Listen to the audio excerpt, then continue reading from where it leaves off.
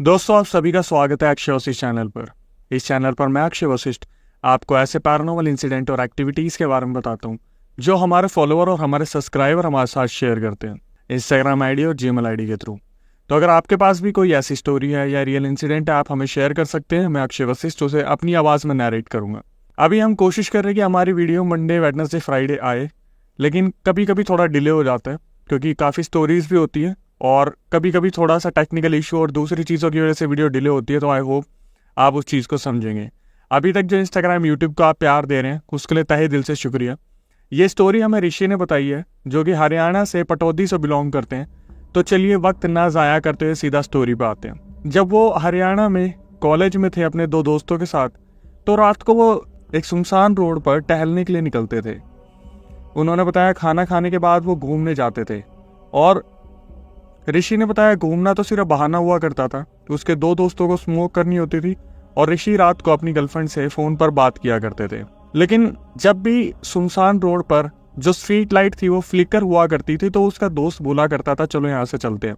ऋषि ने बताया कि उसके दोस्त का मानना था कि जब भी रात को सुनसान रोड पर लाइट फ्लिकर करती है मतलब वहाँ पर कोई एक ऐसा साया है जो शायद हमें देख रहा है। शायद आज से पहले आपने ऐसा ऑब्जर्व ही नहीं किया होगा, लेकिन आज से आप ऑब्जर्व करिएगा कि जब आप सुनसान रोड पे होते तो क्या लाइट ऐसे फ्लिकर करती है। उन्होंने बताया कि कुछ टाइम बाद जब उन्होंने कॉलेज पास आउट कर लिया तो उनकी जॉब लगी हरियाणा के एक ऐसे इलाके में जिसका नाम वो डिस्क्लोज करना नहीं चाहते। अक्सर वहाँ पे उन्होंने ऐसी कहानियाँ सुनी थी कि वहाँ पर पैरानॉर्मल इंसिडेंट्स कभी भी आते जाते किसी के साथ भी हो जाया करते थे। जहाँ पर वो जॉब किया करते थे, रात को एक दिन वहाँ पर पार्टी ऑर्गेनाइज होती है और पार्टी में वो दोस्तों के लेट रुकने की वजह से बहुत ज़्यादा खा लेते हैं। आते टाइम जब वो अपने घर की तरफ आ रहे थे तो उन्हें इस चीज़ का बहुत ज़्यादा लग रहा था कि कल मेरी कहीं तबीयत ख़राब ना हो जाए क्योंकि मैंने दोस्तों के रुकने की वजह से ज़्यादा खाना खा लिया। वो चलते हैं एक सुनसान रोड पर, कुछ गाँव क्रॉस करते हुए वो आते हैं और आगे जाके देखते हैं तो वहाँ पर एक आइसक्रीम वाले का ठेला लगा होता है। रात के अप्रोक्सीमेटली 10:30 बज रहे थे और उन्होंने बताया कि उनके गाँव में जहाँ वो रह रहे थे वहाँ पर 8 से 9 बजे सब सो जाते हैं। वो आइसक्रीम वाला भी इसी राह में था कि कोई आके कुछ सामान उससे खरीद जाए, शायद आज उसकी बिक्री नहीं हुई थी। तो ऋषि उसके पास जाता और बोलता है कि भैया आसपास कोई मेडिकल की दुकान है क्या। तो आइसक्रीम वाला बोलता है हाँ, आगे से जाके बाईं तरफ है।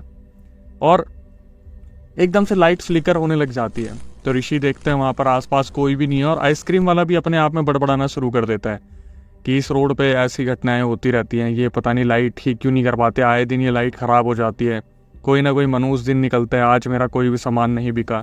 और ये बोल के वो अपना सामान पैक करके वहाँ से निकल जाते हैं।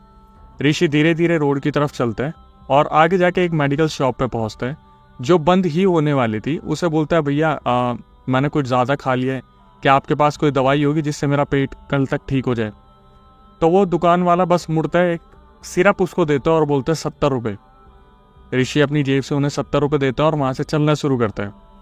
जब वो अपने घर की तरफ जा रहे थे तो बीच में एक सुनसान रास्ता पड़ता है जहाँ पर चलते वक्त रात के आई थिंक 11 बज गए थे।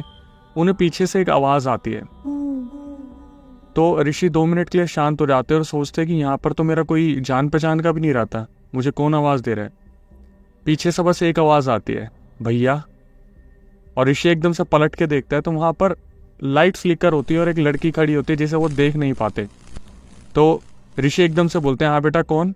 अब ऋषि बताते कि बेटा कहने की उनकी आदत में था क्योंकि इससे पहले जहाँ वो रहते थे कॉलेज के आसपास वो कुछ ट्यूशन्स भी पढ़ाया करते थे तो हर बच्चे को बेटा बोलने की उनकी आदत थी। तो एकदम से वो लड़की बोलती है अंधेरे में कि क्या मैं आपके साथ थोड़ी आगे तक चल सकती हूँ। तो ऋषि सोचता है कि अब तो मैंने वैसे भी भैया सुन लिया इसके मुंह से तो इसकी तरफ क्या ही देखूँ। और ऋषि एकदम से बोलता है हाँ बेटा चलो, कोई दिक्कत नहीं है। और ऋषि चलना शुरू करते हैं।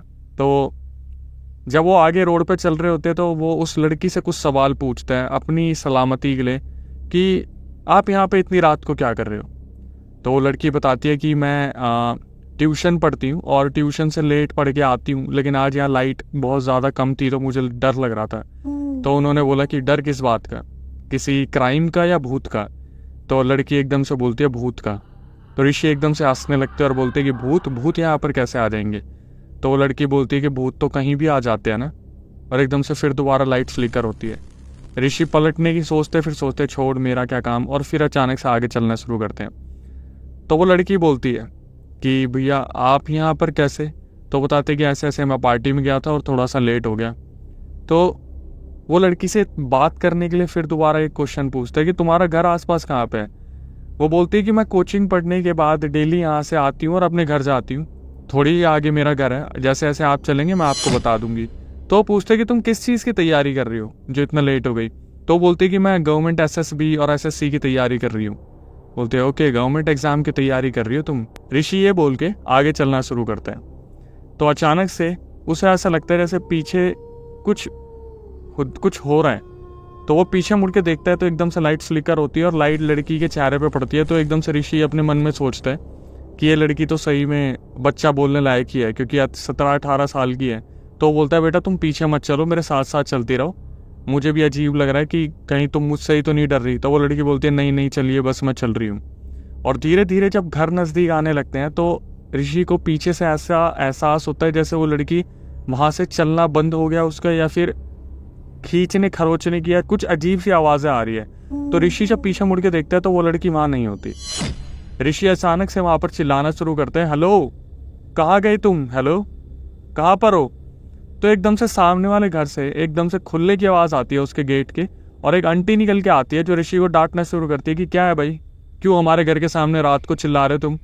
तो बोलते हैं कि आंटी मेरे साथ अभी एक लड़की आ रही थी, बस मैं ये देख रहा था कहीं वो गड्ढे वड्ढे में तो नहीं गिर गई। तो वो जो आंटी होती है वो बहुत ज़्यादा गुस्से में बोलती है कि कौन सी लड़की, कैसी लड़की, नशे वशे कर रखे हैं क्या तुमने, चलो यहाँ से अपने घर की ओर जाओ इससे पहले कि मैं पुलिस बुला लूँ। तो ऋषि थोड़ा सा परेशान हो जाते हैं ये सोच के कि अभी तक तो वो लड़की आ रही थी। वो उस घर से अप्रोक्सीमेटली 30-40 कदम आगे चलता है और एकदम से लाइट फ्लिकर होती है, लाइट चली जाती है। तो ऋषि थोड़ा सा घबरा जाता है और अपने कदम आगे एक पुलिस चौकी होती है उसकी तरफ बढ़ाने की ओर शुरू करता है कि मैं फटाफट वहाँ जाके बताता हूँ कि जो मेरे पीछे लड़की आ रही थी कहीं उसके साथ कुछ गलत ना हो गया हो। जब वो चल रहा था अंधेरे में एकदम से उसका पैर लगता है किसी चीज़ पे। अनुभव के तौर पर ऋषि ने बताया कि वो बहुत नरम सी चीज़ थी और वो एकदम से घुटने के बल गिर गया। तो जब एकदम से लाइट आई तो उसने देखा सामने वही लड़की पड़ी थी। उसका मुंह हाथ नाक सब फटे हुए थे और होठ फट के दांत बाहर आ रखे थे। एकदम से ऋषि उस लड़की का सर अपनी गोद में रखते हैं और मदद मांगने के लिए चिल्लाना शुरू करते हैं। तभी एकदम से लाइट फ्लिकर होती है और लाइट बंद हो जाती है। वो इधर उधर देख ही रहा होता है, जैसे लाइट जलती है उसकी गोद में जो सर था वो लड़की एकदम से अपनी आंख खोल के हंसना शुरू करती है। और इस चीज़ को देखकर ऋषि बहुत ज़्यादा डर जाता है। ऋषि ने बताया कि अक्षय भाई मेरा हलक मुंह में आ गया था और मेरे से कुछ बोला नहीं जा रहा था। ऋषि ने बताया कि इसी टाइम पे उसने उस लड़की का चेहरा उठा के एकदम से ज़मीन पर दे के मारा और वो खड़ा होकर पीछे हट गया। और वो लड़की एकदम से उठी और ऋषि की तरफ जब आ रही थी लाइट फ्लिकर हुई और एकदम से ऋषि वहाँ पर बेहोश हो गया। जब अगले वक्त ऋषि की आँख खुली तो वो उसी आंटी के घर में था जहाँ पर उसकी आँख खुली। तो उसने देखा एक आदमी, वो आंटी, एक लड़का और एक लड़की सामने बैठे थे। ऋषि ने उठते ही सबसे पहले पूछा कि वो लड़की ठीक है क्या, क्योंकि ऋषि को अभी तक कुछ भी होश में ढंग से याद नहीं आ रहा था। तभी एकदम से अंकल ने बोला कहाँ रहते हो तुम। तो लड़के ने बताया अंकल ये पीछे जो गली है वहाँ पर तीसरे मकान में रहता हूँ। और एकदम से ऋषि ने पूछा मैं यहाँ कैसे आया।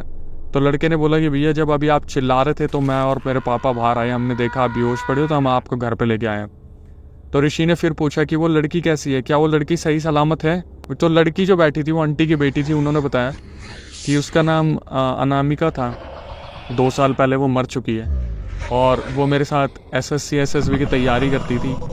उसके बहुत कम मार्क्स आए थे और पेरेंट की एक्सपेक्टेशन ज़्यादा थी।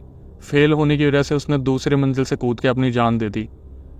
तो आंटी ने बताया कि बेटा समझ तो मैं उसी टाइम पे गई थी, लेकिन मैं चाहती थी कि तुम जल्दी से जल्दी घर चले जाओ, क्योंकि रात के 10 बजे के बाद वो लड़की अक्सर यहाँ पे बस्ता टांग के घूमती दिखती है। ये सुनने के बाद ऋषि का चेहरा सफ़ेद पड़ गया था और उन अंकल ने और उस बच्चे ने ऋषि को कैसे न कैसे घर पहुँचाया।